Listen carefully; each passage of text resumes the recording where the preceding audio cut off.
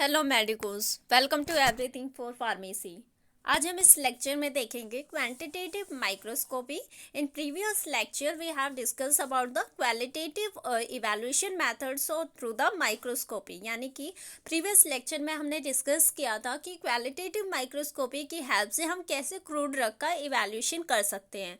और उससे भी पहले लेक्चर में हमने देखा था कि ऑर्गेनोलैप्टिक इवैल्यूएशन क्या होते हैं, फिजिकल मेथड्स ऑफ इवैल्यूएशन। आज हम इस लेक्चर में देखेंगे quantitative method of evaluation with the help of microscope, जिसमें कि कुछ टॉपिक्स हैं जैसे कि lycopodium spore method, leaf constant, camera lucida. कुछ ऐसे हमारे रिक्वायरमेंट है जिसके बेसिस पे हम इवैल्यूएशन करेंगे, स्टैंडर्डाइज करेंगे अपने ड्रग को। Okay, The technique used in this evaluation are the microscopic linear measurements। यानी फर्स्ट इसमें मेथड होगा माइक्रोस्कोपिक लीनियर मेजरमेंट्स। यानी कि हम क्या करेंगे कि हम उसके अपने ड्रग की लेंथ को भी मेजर कर सकते हैं। जैसे कि हमारे कुछ ऐसे प्रोडक्ट क्रूड ड्रग्स होते हैं जिसमें कि जाइलम फ्लोएम भी प्रेजेंट होते हैं, तो उसके बेस पे भी हम आइडेंटिफाई कर सकेंगे कि पार्टिकुलर ड्रग हमारा ओरिजिनल है, कितना उसमें प्योरिटी है, किस लेवल तक की इम्प्योरिटी है। ये सारी चीज़ें हम देख सकते हैं with the help of microscopic linear measurement. In next method determination of the leaf constant. और ऐसे ही हमारे को सेकंड मेथड में है लीफ कांस्टेंट। लीफ कांस्टेंट यानी कुछ ऐसे फॉर्मूलाज हैं जिसके बेसिस पे हम इवेल्युएशन करते हैं अपने क्रूड ड्रग्स की। नेक्स्ट है हमारा third quantitative microscopy using the lycopodium spore method. ये हमारा एक स्टैंडर्ड ड्रग होता है जिसके बेस पे हम क्या करते हैं, अपने क्रूड ड्रग टेस्ट ड्रग को स्टैंडर्डाइज करते हैं। ओके, नेक्स्ट है हमारा लीनियर मेजरमेंट में, जैसे कि यहाँ पे पोटैटो स्टार्च है। पोटैटो स्टार्च का आप यहाँ पे शेप देख सकते हैं किस तरह से दिखता है। जब भी हम माइक्रोस्कोप में हम क्या करेंगे, अपनी स्लाइड प्रिपेयर करेंगे, पोटैटो स्टार्च लेंगे और उस पोटैटो स्टार्च को ऑब्जर्व करेंगे under the microscope with the help of stress micrometer और द आईपीएस माइक्रोमीटर। हम बाकी प्रोसीजर देखेंगे कैसे हम ऑब्जर्वेशन करते हैं और कैलकुलेशन करते हैं। फर्स्टली यहाँ पे हमें लीनियर मेजरमेंट यानी केवल हमें शेप देखना है, कैसा उसका स्ट्रक्चरल ऑर्गेनाइजेशन है। उसके बेस पे भी हम आइडेंटिफाई कर सकते हैं कि पार्टिकुलर पाउडर हमारा स्टार्च पाउडर किस चीज़ का है, पोटैटो का है, वेट का है। वेट का क्या है हमारा, इस शेप में होते हैं कुछ उसमें कुछ हमारे सिंपल पार्टिकल्स होते हैं, कुछ ऐसे होते हैं जो ओवल शेप होते हैं, कुछ लॉन्गिट्यूडनल होते हैं। तो इस तरह से वेरिएशन होती है, तो इस बेस पे हम कहते हैं wet starch powder. Rice starch का पाउडर कुछ इस वे में होगा कि एक पार्टिकल के अंदर ही कई सारे ऐसे कंपार्टमेंट दिखेंगे। ओके, नेक्स्ट है ये हमारा स्टार्च। इसमें क्या है कि जैसे कि यहाँ पे सॉरी मिस्टेक हो रखी है, बाकी देखते हैं हम आगे। स्टार्च ग्रेन्स हो गया। नेक्स्ट है फ्लोएम फाइबर्स। फ्लोएम फाइबर्स क्या होते हैं, ये हमारे क्या करते हैं, प्लांट्स में फूड का ट्रांसफर करते हैं, फूड ट्रांसफॉर्मेशन करते हैं one part two another part. Okay, यानी कि यहाँ पे अब हमारा जो फ्लोएम है उसके बेस पे भी हम उसकी लेंथ देख के, उसकी ब्रीथ देख के, हम ये सारी चीज़ें देख के, स्ट्रक्चर देख के ये आइडेंटिफाई कर लेंगे कि पार्टिकुलर क्रूड ड्रग किस प्लांट से ऑब्टेन किया गया है, उसका सोर्स क्या है, बायोलॉजिकल सोर्स क्या है। ओके, लीनियर मेजरमेंट्स यानी कि कैल्शियम ऑक्सलेट क्रिस्टल्स। ये हमारे कुछ क्रिस्टल्स होते हैं जो कि कैल्शियम ऑक्सलेट क्रिस्टल्स हैं, यानी कि वेरी करते हैं, इनका जो स्ट्रक्चर है, शेप है, वो डिफरेंट है। Okay, stage micrometer and the eyepiece micrometer. Basically इसमें होता क्या है कि जब भी हम कोई भी क्रूड ड्रग को ऑब्जर्व करने जाते हैं या फिर हमें ये पता करना होता है कि उसका साइज शेप देखना है, उसकी कैलकुलेशन करनी है, तो उसके लिए हमें माइक्रोस्कोप के अलावा दो चीज़ों की और ज़रूरत होती है, जो कि हमारा एक होता है हमारा आईपीएस, दूसरा होता है स्टेज माइक्रोमीटर। ओके, अब ये क्या होती हैं, दोनों ही स्केल होती हैं। यानी आई पीस में भी हमारी क्या होगी, स्केल बनी होगी जो बहुत ही छोटी होगी। और ऐसे ही हमारा स्टेज माइक्रोमीटर में भी क्या होती है, हमारी लाइनिंग्स होते हैं, स्केल्स होती हैं। और फिर हम क्या करते हैं, आई पीस हमारा क्या होता है, नॉन स्टैंडर्ड स्केल होता है। यानी इसके हर डिवीज़न के बीच में कितना गैप है ये हमें कैलकुलेटेड नहीं होता, लेकिन जो हमारा स्टेज माइक्रोमीटर होगा उसके हर डिवीज़न के बीच का गैप हमें कैलकुलेटेड होता है, स्टैंडर्डाइज किया गया होता है, हमें पता होता है। उसके बेस पे हम क्या करते हैं, अपने आई पीस माइक्रोमीटर को स्टैंडाइज करते हैं। After this we will make a slide with our sample, यानी स्टेज माइक्रोमीटर को हटा देंगे। उसके बाद हमें क्या करना है, वहाँ पे अपना स्लाइड प्रिपेयर करना है जिसपे हमने सैंपल रखा होगा। देन हम क्या करेंगे, स्टेज आईपीएस माइक्रोमीटर की हेल्प से हम कैलकुलेशन करेंगे। बेसिकली क्या होता है, जो हमारा स्टेज माइक्रोमीटर होता है वो स्टैंडर्ड होता है, तो उसकी हेल्प से हम आईपीएस को स्टैंडर्डाइज कर रहे हैं।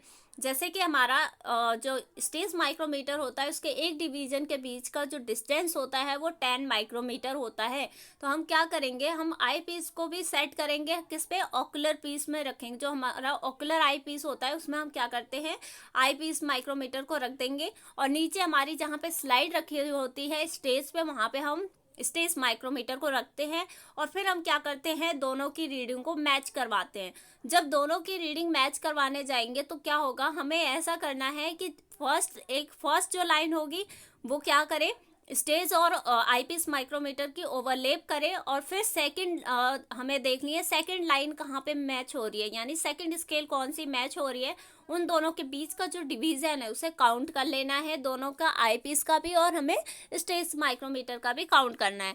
आफ्टर दिस हमें क्या करना है, हमें लिखना है जैसे कि 6 डिवीजन हमने मान लिया कि 6 डिवीजन है, 6 division of eyepiece micrometer is equal to the 7 division of the stage micrometer. After this हमें हमें क्या करना है, 1 का रेशियो निकालना है। तो हम क्या करेंगे, डिवीजन में लेके जाएंगे और वहाँ पे 10 से मल्टीप्लाई करेंगे। 10 से मल्टीप्लाई क्यों किया, क्योंकि हमारा जो स्टेज माइक्रोमीटर है उसके स्केल के बीच की जो एक डिवीजन के बीच का जो डिस्टेंस है वो 10 माइक्रोमीटर है। तो दैट्स वाई हमने वहाँ पे 10 से मल्टीप्लाई किया, और मल्टीप्लाई कैलकुलेट करने के बाद जो भी हमारी कैलकुलेशन आती है वो उससे हम ये पता कर लेंगे कि हमारे आईपीएस माइक्रोमीटर के एक डिवीजन के बीच का डिस्टेंस कितना है। ओके, ये हमारा है, हमारा स्टेज माइक्रोमीटर होता है, ये हमारा इसमें रखा होता है ऑकुलर माइक्रोमीटर। जो ऑकुलर माइक्रोमीटर होता है यानी आईपीएस माइक्रोमीटर होता है उसमें रीडिंग्स लिखी होती है, नंबरिंग की होती है।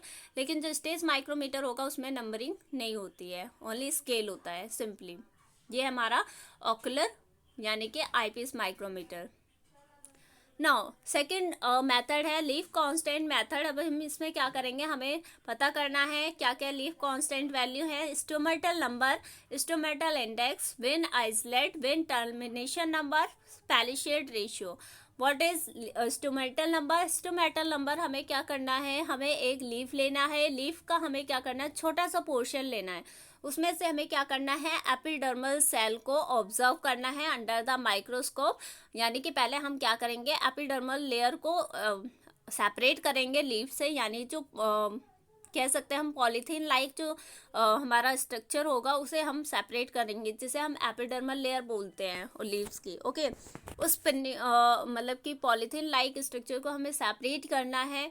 उसके बाद उस पर स्लाइड पे रखना है, और प्लस उसमें हमें क्या करना है, स्टेनिंग करनी है। स्टेनिंग करने के बाद हम स्टोमेटा ऑब्जर्व कर सकते हैं इजिली माइक्रोस्कोप के नीचे। सो स्टोमेटल नंबर क्या है? Stomatal number is the average number of the stomata per square mm of the epidermal of the leaf. यानी हमने एक छोटा सा पोर्शन लिया लीफ का, ओके, उसमें हमने क्या किया, हमने एपिडर्मल सेल निकाला। एपिडर्मल लेयर लेने के बाद हम उसमें क्योंकि जो स्टोमेटा होते हैं वो एपिडर्मिस में ही प्रेजेंट होते हैं, तो हमें सिंपली एपिडर्मिस को सेपरेट करना है लीफ से। स्टेनिंग करने के बाद जब माइक्रोस्कोप के नीचे हम देखेंगे तो हमें ये ऑब्जर्व करना है कि 1 स्क्वायर mm है, ओके, यानी कि 1 mm स्क्वायर का एरिया है, उस एरिया में कितने स्टोमेटा नंबर प्रेजेंट है, नंबर ऑफ स्टोमेटा है, उसी को हम बोलते हैं स्टोमेटल नंबर। ओके, एक बार दोबारा रिपीट करती हूँ मैं। हमें क्या करना है, लीफ लेना है, लीफ की इस एपिडर्मिस लेयर को लेना है, उससे स्टेनिंग करनी है और माइक्रोस्कोप के नीचे ऑब्जर्व करना है with the help of camera lucida. Camera lucida होता है जिसकी हेल्प से ही हम ये सब कर सकते हैं। पहले तो हमें एक पेपर लेना है, ब्लैक चार्ट पेपर लेंगे, उस पर हम क्या करेंगे, सिल्वर पेन से हमें क्या करना है, पहले हमें एरिया मेजर करना होता है कि 1 mm स्क्वायर का एरिया कितना होगा। फिर हम क्या करेंगे, कैमरा लूसिडा की हेल्प से हम वहाँ पे साइड में हमारी इमेज रिफ्लेक्ट होके आती है माइक्रोस्कोप से, हमारे पेपर पे आएगी। उस पेपर पे हम स्टोमेटा को ड्रॉ करेंगे और देखेंगे कितने नंबर ऑफ स्टोमेटा आ रहे हैं 1 स्क्वायर mm एरिया में। ओके, नेक्स्ट है हमारा स्टोमेटल इंडेक्स। स्टोमेटल इंडेक्स क्या है? It is the percentage which the number of stomata from the total number of epidermal cells, each stomata being counted as one cell. यानी कि हम stomatal index में क्या होता है, हमारा ये देखना होता है कि नंबर ऑफ स्टोमाटा कितने हैं पर एरिया ऑफ, मतलब कि टोटल हमारे क्या होते हैं, एपिडर्मल सेल होते हैं प्लस हमारे स्टोमाटा भी होते हैं। हमें देखना है टोटल एक पार्टिकुलर एरिया में कितने नंबर ऑफ स्टोमाटा हैं प्लस कितने एपिडर्मल सेल होती हैं। एपिडर्मल सेल में से कितने स्टोमाटा है उसमें हमें क्या करना है, उसका परसेंटेज निकालना है।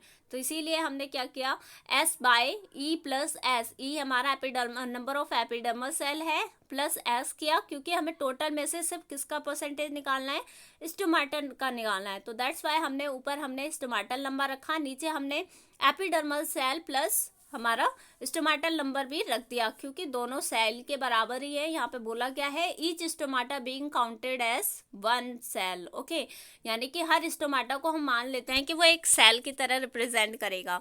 दैट्स वाई हमने नीचे हमने टोटल में से हमें क्या निकाला है, केवल स्टोमाटल नंबर का परसेंटेज निकाला है, इसीलिए हमने ये कैलकुलेशन रखी है। ओके, नेक्स्ट हमारा लीव कांस्टेंट में vein islet number. Vein islet number क्या होता है, it is the defined as the number of the vein islet per square mm of the leaf surface midway between the mid rib and the margin. यानी कि number of vein islet. Vein islet क्या है हमारा, जैसे कि हमारी leaves में हम जब देखेंगे तो वेन्स होती हैं, वेन्स में क्या है वो कहीं ना कहीं जाके एक बॉक्स सा बना रही होंगी। ओके, तो ये हमारा एक वेन आइसोलेट हो गया, ये दूसरा हो गया। तो इस तरह से वो क्या होंगी, क्लोजनिंग दिखा रही होंगी, कहीं ना कहीं वो क्या होंगे, एक बॉक्स लाइक स्ट्रक्चर शो करेंगे, कंपार्टमेंट। तो वो उन्हें हम एक हमारा जैसे कि हमारा एक ये हो गया, दूसरा ये हो गया, तीसरा ये हो गया, चौथा ये हो गया, पांचवा ये। तो इस तरह से ये हमारे वेन आइसोलेट होते हैं, जिन्हें काउंट करते हैं पर स्क्वायर एमएम एरिया में, और उसी को हम बोलते हैं when islet number. It is a constant for a given species of the plant. और हर स्पीसीज, हर प्लांट के स्पीसीज के अपना अपना एक कांस्टेंट वैल्यू होता है, कांस्टेंट वेन आइसोलेट नंबर होता है। दैट्स वाई हम इसे as a evaluation parameter use करते हैं अपने क्रूड ड्रग को आइडेंटिफाई करने के लिए। अगर हमें पता है कि हमारा पार्टिकुलर कोई भी ड्रग, मान लिया हमने मिंट के लीव्स लिए हैं, ड्रग में यूज़ किया जा रहा है, तो अब हमें क्या करना है, हमें पता करना है ये मिंट के लीव से ही बना है हमारा ड्रग या फिर नहीं। तो हम उसका क्या करेंगे, उसका वेन आइसोलेट नंबर काउंट करने की कोशिश करेंगे। और हमें जब ये ऑलरेडी पता होता है कि एक स्टैंडर्ड वेन आइसोलेट नंबर क्या होना चाहिए मिंट का, तो हम उसके बेस पे इवैल्यूएशन करते हैं, स्टैंडर्डाइज करते हैं अपने ड्रग को। Okay, Levin in 1929 determined when isolate number of the several dicot leaves। जो लेविन साइंटिस्ट थे, इन्होंने 1929 में इस चीज़ को आइडेंटिफाई किया था, सेवरल डाइकोट लीव्स लिए थे उन्होंने। लीफ कांस्टेंट में अब हमारा आता है वेनलेट टर्मिनेशन नंबर। वेनलेट टर्मिनेशन यानी हमें ये देखना है कहाँ पे हमारे जो वेन की टर्मिनेशन पॉइंट आ रही है, कितने टर्मिनेशन पॉइंट होती है, यानी वो कहीं भी जाके क्लोज नहीं हो रही होंगी। तो कितने सारे हमारे ये वेन टर्मिनेशन नंबर दिख रहे हैं, तो इन्हीं को काउंट करना है पर स्क्वायर एमएम एरिया में। ओके, इसी को हम बोलेंगे वेनलेट टर्मिनेशन नंबर। और इसे किसने लिखा था, किसने पता करा था, hall and Melville in 1951 determined the Venn termination number of distinguished between the Indian and the Alexandrian सेना। यानी इन्होंने पहली बार किसमें ऑब्जर्व की थी इस चीज़ को, सेना जो हमारा इंडियन सेना होता है और ये अलेक्जेंड्रियन सेना हो गया। तो अलेक्जेंड्रियन सेना हमारा क्या होता है, उसकी कोई भी ज़्यादा फार्माकोलॉजिकल एक्टिविटी नहीं होती है, यानी कि इन्फीरियर क्वालिटी होती है इसकी। तो दैट्स वाई यहाँ पे इस तरह से कंपेयर किया गया। और यहाँ पे बोला गया है what is vein termination is the ultimate free termination of the veinlet, that is called the veinlet number, veinlet termination number. Last one है हमारा palisade ratio. Palisade ratio it is defined as the average number of the palisade cells. यानी average number होता है palisade cell का, जो कि हमारे कहाँ होते हैं, एपिडर्मल सेल के जस्ट नीचे होते हैं। Unlike when islet number for the determination of which N unbroken portion of the leaf is required, palisade ratio can be determined with the powder drug. यानी कि हमें लीफ की जरूरत भी नहीं होगी, पैलिसेड रेशियो हम एक पाउडर की हेल्प से भी पता पता कर लेते हैं। The technique of palisade ratio determine was introduce by the Zornig and the Weiss. ये इन दोनों साइंटिस्टों ने इसके बारे में, इस टर्म के बारे में दिया था in their studies on the Compositae. Okay, तो ये कुछ हमारे पैरामीटर हैं इवैल्यूएशन करने के लिए। नेक्स्ट है हमारा ये माइक्रोस्कोपी और द कैमरा लूसिडा। अभी हम बात कर रहे थे कैमरा लूसिडा के हेल्प से हम ऑब्जर्व कर लेते हैं। ये हमारा एडवांस फॉर्म है, लेकिन हम अभी जो लैबोरेटरी स्केल पे करते हैं उसमें क्या होता है, ये हमारा होता है यहाँ पे ये कैमरा लूसिडा हमें क्या करना होता है, आई पीस में फिट करते हैं और हम क्या करते हैं, इधर हमारा माइक्रोस्कोप होगा तो साइड में हमने क्या किया होगा, अपना पेपर रखा होगा जिसपे से क्या होगा, कैमरा लूसिडा से इमेज यहाँ पे रिफ्लेक्ट होगी और हमें इधर देखना है, आई पीस में ऑब्जर्व करना होता है, इधर हम अपना क्या करते हैं, ड्रॉ करते हैं। और इस तरह से ड्रॉ करने के बाद फिर हम काउंटिंग करते हैं, चाहे वो स्टोमेटल इंडेक्स हो, चाहे स्टोमेटल नंबर हो, या फिर वेनलेट आइसलेट नंबर हो, तो ये सारी चीज़ें हम इसके हेल्प से ही कैलकुलेट कर सकते हैं। कैमरा लूसिडा क्या होता है, when attached with a compound microscope, जब हम इसे कंपाउंड माइक्रोस्कोप से अटैच करेंगे, helps the drawing microscopic image of an object on paper. तो हम ये क्या करेगा, इमेज को रिफ्लेक्ट करेगा पेपर पे और इजीली हम पेपर पे क्या करेंगे, इमेज ड्रॉ कर लेंगे। It works on the simple optical principle reflecting beam of the light through a prism and the plane mirror. यानी इसका प्रिंसिपल क्या है, बेसिकली ये ऑप्टिकल प्रिंसिपल पे वर्क करता है, यानी एक प्रिज्म होगा, एक प्लेन मिरर होगा जो इमेज को रिफ्लेक्ट करेगा हमारे पेपर पे। Now, in next lecture we will discuss about the remaining one portion, that is quantitative microscopy में आता है हमारा लाइकोपोडियम स्पोर मेथड, और इसके बारे में हम और अच्छे से देखेंगे। ये बहुत ही इंपॉर्टेंट मेथड है, एग्जाम में आता है। Okay, thank you so much.